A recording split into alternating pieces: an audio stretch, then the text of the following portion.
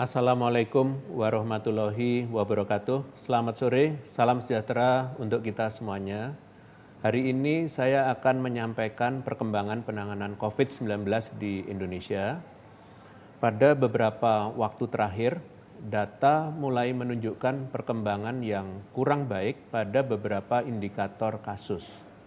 Hal ini sudah seharusnya menjadi kewaspadaan kita bersama, terutama mengingat kunci keberhasilan pencegahan lonjakan kasus adalah kesigapan penanganan sedini mungkin.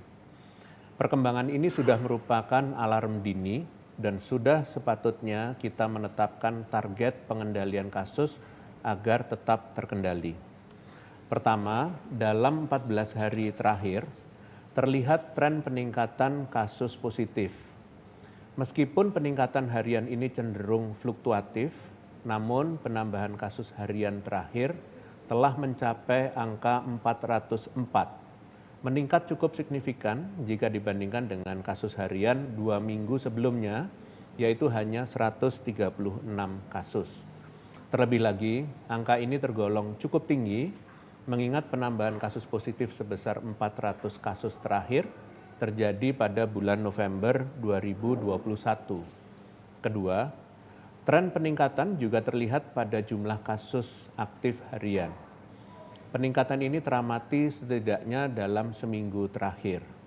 Jika pada minggu lalu jumlah kasus aktif adalah sebesar 4.300 kasus, per 5 Januari 2022 jumlah kasus aktif naik menjadi 4.800. Ketiga, positivity rate atau proporsi orang yang dideteksi positif dari keseluruhan orang yang dites juga menunjukkan tren kenaikan. Serupa dengan peningkatan kasus positif, kenaikan positivity rate memang cenderung fluktuatif jika dilihat dari hari ke hari. Meskipun demikian, tren kenaikannya sudah dapat teramati. Jika pada 2 minggu lalu positivity rate harian adalah sebesar 0,07%, saat ini meningkat menjadi 0,19%. Keempat, peningkatan terlihat pula pada angka nasional keterisian tempat tidur atau BOR isolasi di rumah sakit rujukan. Kenaikan yang terjadi pada BOR isolasi konsisten terjadi dalam 14 hari terakhir. Jika pada 2 minggu lalu keterisian tempat tidur isolasi hanya sebesar 1,38%, saat ini telah meningkat menjadi 3,35%. Adanya peningkatan pada 4 indikator tersebut, yaitu kasus aktif, kasus positif, positivity rate, serta BOR isolasi, merupakan fakta bahwa telah terjadi peningkatan penularan di masyarakat. Artinya, jika tidak dikendalikan sejak saat ini, jumlah orang positif yang meningkat ini dapat menulari lebih banyak orang dan berpotensi menimbulkan kenaikan kasus yang lebih tinggi lagi di masyarakat. Oleh sebab itu, diperlukan langkah-langkah pengendalian segera untuk mencegah hal tersebut terjadi dengan memasifkan testing dan tracing, serta mengoptimalkan kembali kerja posko untuk menggalakkan kedisiplinan protokol kesehatan 3M.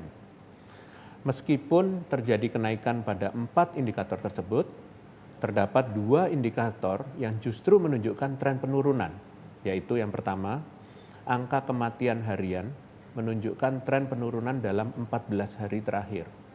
Walaupun angka kematian harian cenderung fluktuatif, tren penurunan teramati dalam 2 minggu ini. Jika pada 2 minggu lalu angka kematian adalah 8 dalam sehari, saat ini angka kematian adalah sebesar 4 orang dalam sehari. Kedua, angka keterisian tempat tidur atau BOR untuk keperluan ICU yang juga menunjukkan tren penurunan setidaknya dalam 10 hari terakhir. Sementara BOR untuk isolasi mengalami peningkatan, BOR untuk ICU justru mengalami penurunan.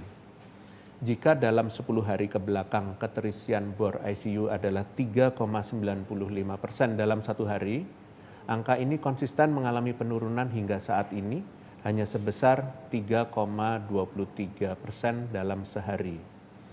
Adanya tren kenaikan dan penurunan pada indikator-indikator yang sudah disebutkan tersebut menunjukkan adanya tingkat penularan dan jumlah orang positif yang tidak diikuti dengan kebutuhan perawatan dan kematian. Hal ini menunjukkan kasus yang saat ini terjadi cenderung tidak bergejala atau bergejala ringan. Hal ini dapat terjadi karena dua hal, yaitu karakteristik varian Omikron yang saat ini beredar dan menginfeksi masyarakat yang cenderung bergejala ringan dan tanpa gejala, serta yang kedua, kekebalan yang terbentuk di masyarakat baik akibat tertular maupun yang dipicu oleh vaksinasi. Namun, fenomena ini tentu perlu untuk dipelajari lebih lanjut dengan metode penelitian yang baik dan benar sebelum dapat disimpulkan sebabnya. Meskipun demikian, penting untuk tetap berupaya menurunkan peningkatan kasus yang sudah mulai terjadi. Secara teori yang didukung pula dengan beberapa hasil studi menyatakan bahwa potensi munculnya varian baru lebih tinggi seiring tingginya tingkat penularan. Memberi ruang bagi virus untuk menular sama dengan memberi kesempatan bagi virus untuk bermutasi menjadi varian baru. Selain itu, kita perlu menyadari bahwa kita memiliki keterbatasan fasilitas dan sumber daya kesehatan, serta yang terpenting, memberi celah untuk penularan semakin meluas sama dengan menempatkan kelompok rentan dalam risiko yang lebih tinggi. Bukan tidak mungkin kelompok rentan tersebut adalah orang-orang terdekat yang kita cintai. Apabila dilihat pada tingkat provinsi, nyatanya sudah ada beberapa provinsi yang menunjukkan perkembangan yang kurang baik dari sisi penambahan kasus aktif dalam 4 minggu terakhir, yaitu sebagai berikut. DKI Jakarta dan Kepulauan Riau mengalami kenaikan kasus aktif dalam 4 minggu berturut-turut. Kalimantan Selatan mengalami kenaikan kasus aktif dalam 3 minggu berturut-turut. Aceh, Sumatera Utara, Banten, Bali, Nusa Tenggara Barat, Kalimantan Tengah, Sulawesi Tenggara, serta Papua mengalami kenaikan dalam 2 minggu terakhir. Perlu diperhatikan bahwa pada beberapa daerah, data kenaikan kasus banyak dikontribusikan oleh pencatatan kasus dari pelaku perjalanan luar negeri yang masuk ke Indonesia.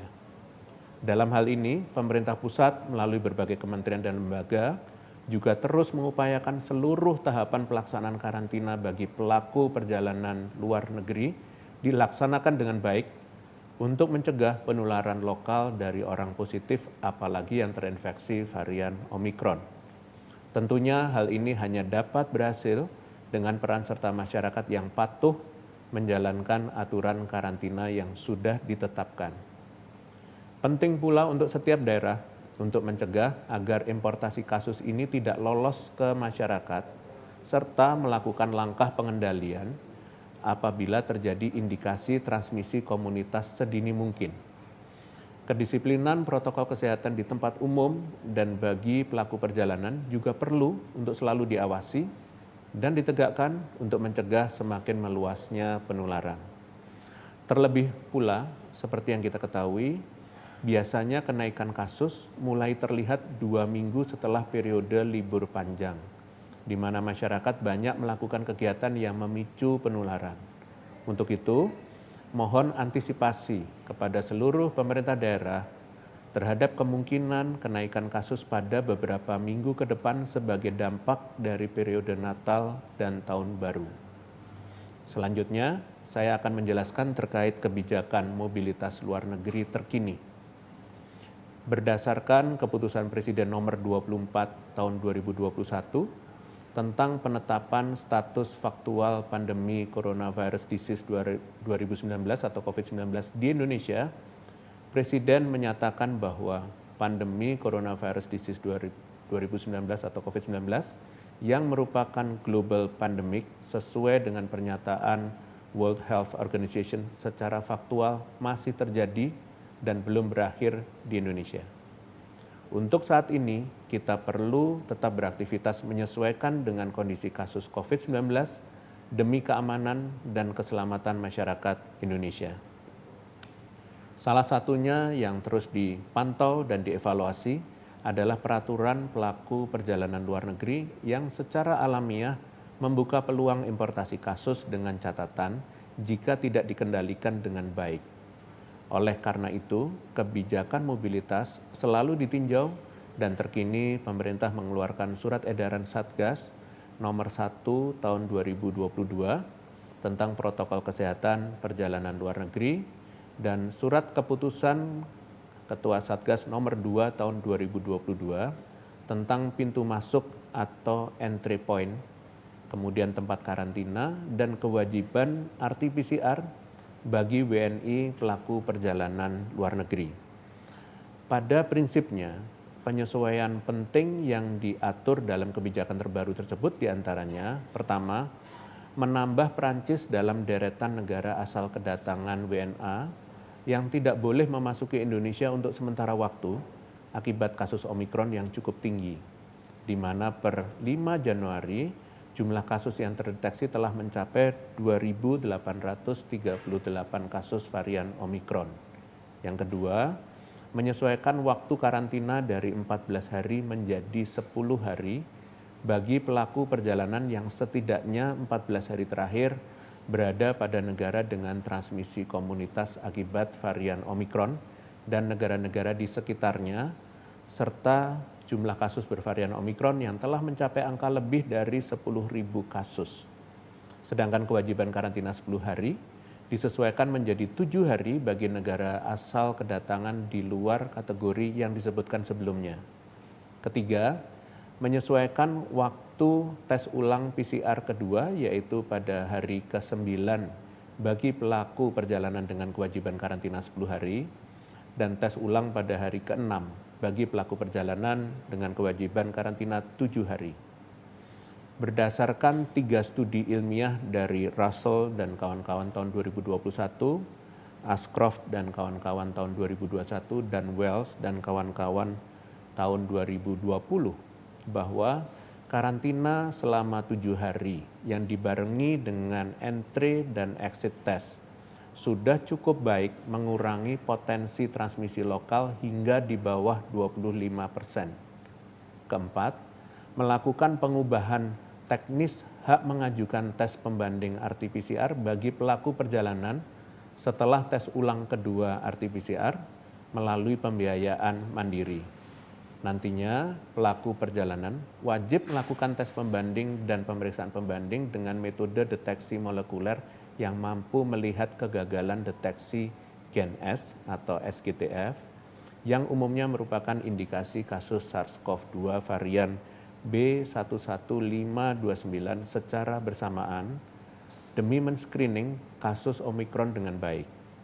Selain itu, lokasi lab pembanding dapat dilakukan di tempat tambahan, yaitu Balitbangkes dan laboratorium pemerintah lainnya, seperti BTKL, Labkesda, dan lab rujukan lainnya, demi meningkatkan aksesabilitas melaksanakan tes pembanding bagi tiap pelaku perjalanan. Yang kelima, berdasarkan arahan Presiden pada rapat terbatas di tanggal 3 Januari 2022, maka dilakukan pembatasan pemberian dispensasi untuk menjalani karantina. Khusus untuk pengajuan berbagai bentuk dispensasi, maka bagi warga negara Indonesia yang dalam keadaan mendesak dengan alasan kondisi kesehatan yang mengancam nyawa atau kondisi kesehatan yang membutuhkan perhatian khusus dan kedukaan seperti anggota keluarga inti meninggal, kemudian bagi WNA, yaitu Kepala Kantor Perwakilan Asing, maupun WNA dengan visa diplomatik atau dinas, pejabat asing setingkat menteri ke atas, pendatang dengan skema TCA, delegasi negara G20, dan orang terhormat dan terpandang seperti tokoh ekonomi global, maka pihak-pihak ini dapat mengirimkan surat pengajuan kepada Satgas COVID-19, baik fisik ke kantor BNPB, maupun elektronik ke persuratan@bnpb.go.id dengan tujuan Kepala Satuan Tugas COVID-19 masing-masing minimal 3 hari dan 7 hari sebelum kedatangan. Nantinya, kedua kebijakan ini akan berlaku efektif sepenuhnya pada Jumat 7 Januari 2022 dengan penerapan yang dimulai sejak 4 Januari 2022 dengan harapan dapat memberikan waktu yang cukup bagi penyebaran sosialisasi kebijakan kepada petugas di lapangan maupun masyarakat. Pelaku perjalanan yang sampai ke Indonesia sebelum tanggal 4 Januari akan tetap menjalankan durasi karantina sesuai SE Satgas sebelumnya. Dan yang datang saat tanggal 4 Januari dan seterusnya akan menyesuaikan dengan apa yang tertulis di dalam Surat Edaran Satgas nomor 1 tahun 2022. Pun hal ini berlaku bagi negara tambahan asal kedatangan yang harus menjalani karantina lebih lama, yaitu Prancis dengan masa berlaku efektif bagi pelaku perjalanan yang datang di tanggal sejak surat edaran ini dirilis. Oleh karena itu, mohon petugas di lapangan dapat membantu memudahkan proses penyesuaian terkait waktu testing dan masa karantina pelaku perjalanan yang ada. Dimohon kepada seluruh media dan masyarakat mempedomani kebijakan ini dan ikut membantu sosialisasi peraturan demi pencegahan yang lebih optimal. Kita harus yakin dan percaya Indonesia mampu tetap mempertahankan kondisi kasus COVID-19 yang cukup terkendali. Terakhir, saya akan menyampaikan beberapa informasi tambahan terkait penanganan COVID-19 di Indonesia. Hari ini, tanggal 6 Januari 2022, Polri melakukan launching aplikasi monitoring karantina presisi di Terminal 3 keberangkatan Bandara Soekarno-Hatta. Aplikasi ini merupakan bentuk kolaborasi lintas sektor untuk memastikan karantina dijalankan secara disiplin dan tidak ada transmisi lokal khususnya terkait varian Omikron melalui upaya penyatuan data menjadi satu sistem sebagai visi bersama satu data nasional. Terkait dengan perjalanan luar negeri, Kementerian Perhubungan memprediksi kedatangan ke Indonesia akan mulai meningkat signifikan per tanggal 5 Januari hingga beberapa minggu ke depan, setidaknya sampai minggu ketiga bulan Januari. Sehingga langkah antisipasi direncanakan sedemikian rupa, termasuk keputusan untuk menunda segala bentuk perjalanan yang tidak mendesak dan terencana, apalagi dalam jumlah besar, karena akan memberikan risiko terhadap keberhasilan pengendalian COVID-19 pasca Nataru. Data COVID-19 per 5 Januari mencatat sebanyak 164 kasus Omikron di Indonesia. Demi menekan laju penularan Omikron, pemerintah Indonesia terus meningkatkan upaya screening ketat di pintu-pintu masuk negara serta menegakkan peraturan karantina tanpa pandang bulu. Satgas juga menghimbau pemerintah dan Satgas COVID-19 di daerah untuk mengencarkan upaya 3T agar dapat menghindari lonjakan kasus COVID-19 di komunitas akibat varian Omikron. Penelitian menunjukkan bahwa varian Omikron menyebabkan infeksi yang tidak terlalu parah. Meskipun begitu, saya mohon masyarakat tidak lengah serta tetap waspada melakukan protokol kesehatan dalam kegiatan sehari-hari. Hal-hal yang penting untuk kita catat adalah sampai kapanpun virus akan terus bermutasi. Ini adalah hal yang alamiah.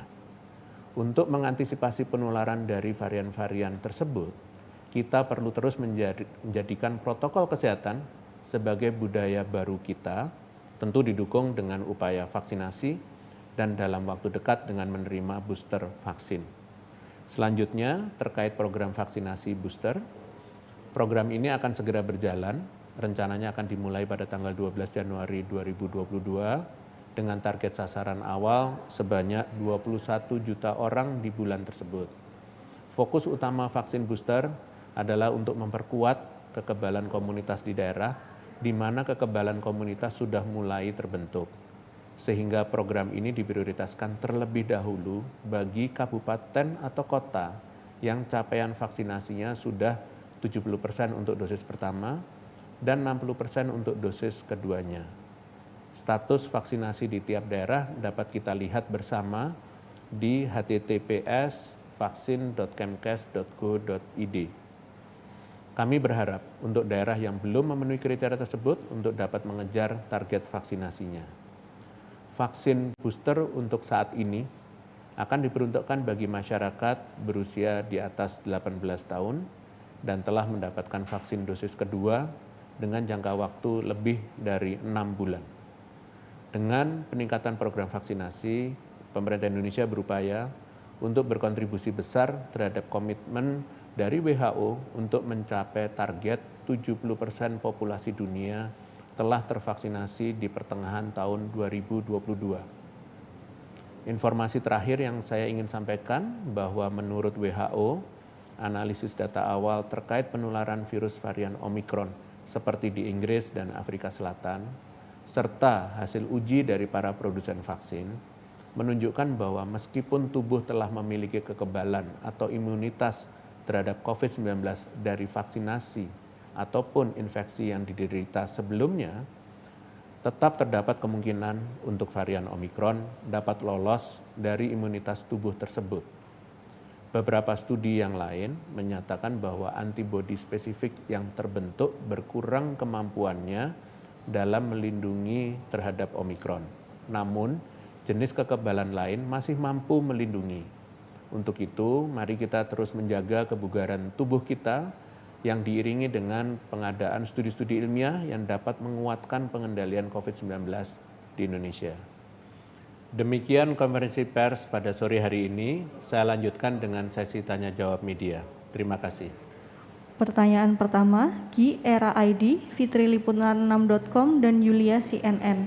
Terkait pernyataan bolehnya pegawai pemerintah untuk melakukan karantina di luar lokasi yang disediakan, yaitu hotel karantina terpusat sebagai alternatifnya, apakah pegawai pemerintah ini termasuk pejabat setingkat eselon 1 termasuk pejabat negara seperti DPR?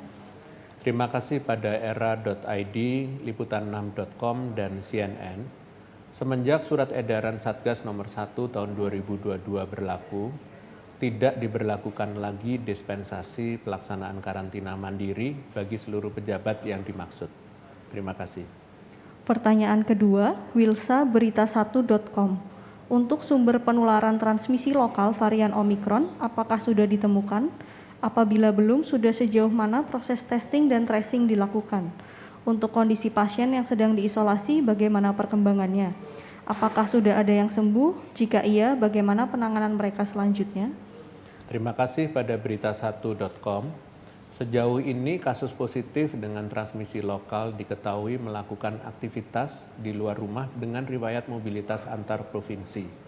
Upaya testing dan tracing sudah dilakukan, termasuk perawatan jika diperlukan. Diketahui menurut data per 3 Januari bahwa sekitar 23% kasus positif telah berhasil negatif COVID-19 dan tidak lagi memiliki kemampuan menular di masyarakat. Terima kasih.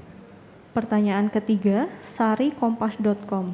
Untuk vaksinasi booster, apakah akan berbayar atau gratis? Kemudian, apakah vaksin booster sifatnya wajib bagi seluruh masyarakat usia di atas 18 tahun? Terima kasih kepada kompas.com. Terkait skema vaksinasi booster masih dalam tahap penyusunan. Pada prinsipnya, pemerintah berupaya menjamin aksesabilitas vaksinasi bagi seluruh elemen masyarakat agar seluruhnya memiliki proteksi lebih terhadap penularan COVID-19.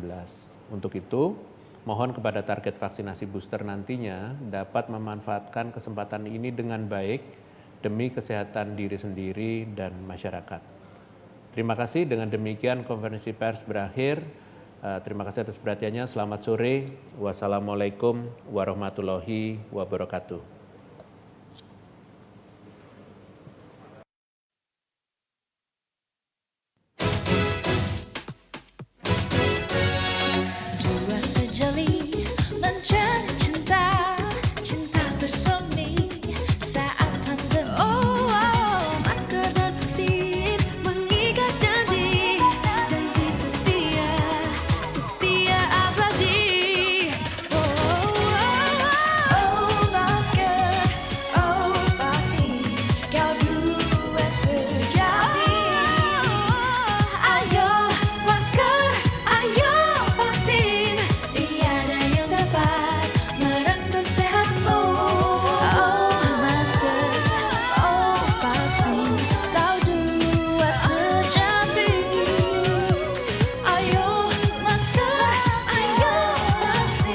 Tiada yang dapat